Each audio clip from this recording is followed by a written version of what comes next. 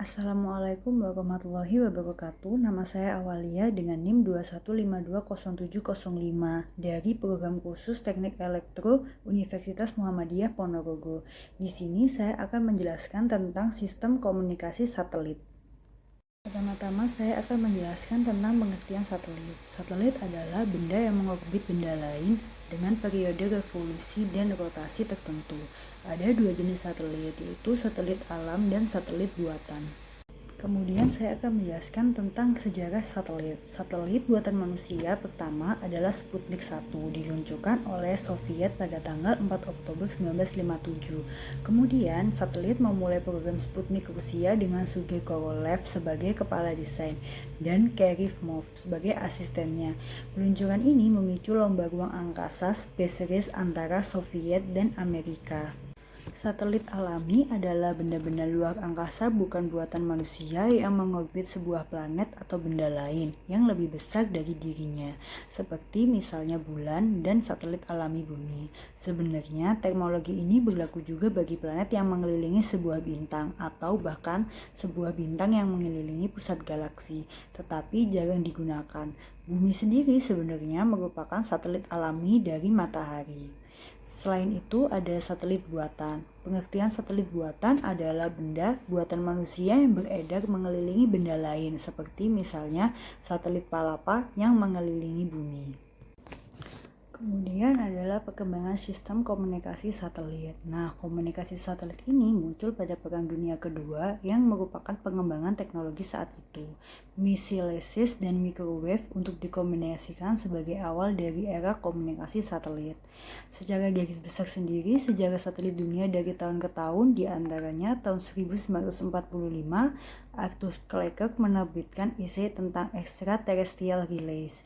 Sampai pada tahun 1995 baru pemunculan telekomunikasi yang pertama. Kemudian ada jenis-jenis satelit. Yang pertama adalah satelit mata-mata, adalah satelit pengamat bumi atau satelit komunikasi yang digunakan untuk tujuan militer.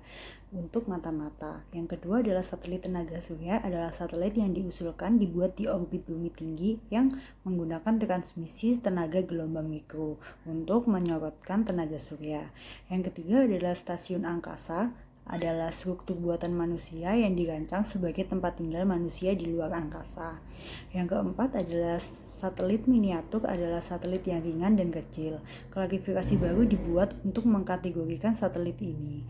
Kemudian ada satelit astronomi, yaitu satelit yang digunakan untuk mengamati planet-planet, galaksi, dan benda luar angkasa lainnya.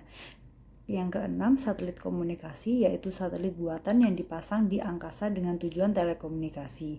Yang ketujuh adalah satelit pengamat bumi, yaitu satelit yang dirancang khusus untuk mengamati bumi seperti pengamatan lingkungan, meteorologi, pembuatan peta, dan lain-lain. Yang terakhir yaitu satelit navigasi, yaitu menggunakan sinyal radio yang disalurkan ke penerima permukaan tanah untuk menentukan lokasi sebuah titik di permukaan bumi, seperti mengukur jarak antar bangunan.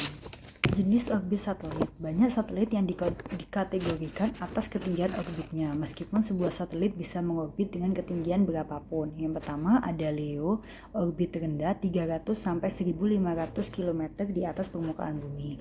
Yang kedua adalah orbit menengah, medium earth orbit atau disebut MEO, antara 1500 sampai 3600. Kemudian orbit geostasioner, yaitu orbit geo 3.500-790 km di atas permukaan bumi. Yang terakhir yang paling tinggi adalah orbit tinggi, high earth orbit atau HEO, di atas 36.000 km. Komunikasi satelit terdapat dua lintasan utama, yaitu uplink dan downlink. Uplink merupakan lintasan dari stasiun bumi ke satelit, sedangkan downlink merupakan lintasan dari satelit ke stasiun bumi.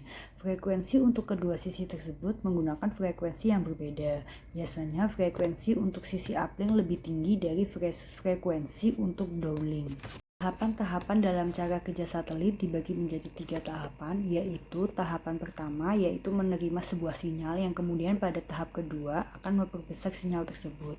Lalu pada tahap terakhir sinyal tersebut dikembalikan ke bumi dan diterima oleh beberapa stasiun yang ada di bumi, seperti yang terlihat pada gambar. Ada dua bagian yang terpenting dalam sistem satelit. Yang pertama adalah ground segment dan space segment. Ground segment terdiri dari beberapa stasiun bumi yang berfungsi sebagai stasiun bumi pengirim dan stasiun bumi penerima. Sedangkan space segment berupa satelit yang menerima sinyal yang dipancarkan dari stasiun bumi pengirim, kemudian memperkuatnya dan mengirim sinyal tersebut ke stasiun bumi penerima. Keunggulan komunikasi satelit yang pertama adalah cakupan yang luas suatu negara, region, atau satu benua.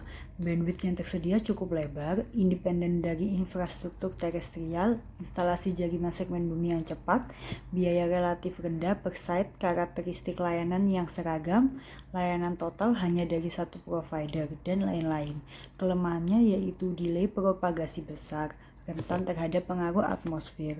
Kemudian biaya komunikasi untuk jarak pendek maupun jauh relatif sama, hanya ekonomis jika jumlah user besar dan kapasitas digunakan secara intensif.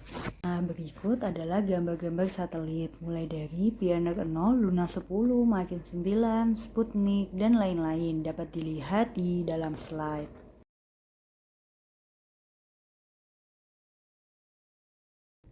Sekian presentasi dari saya, kurang lebihnya mohon maaf. Wassalamualaikum warahmatullahi wabarakatuh. Jika ada pertanyaan, bisa komen di bawah ini.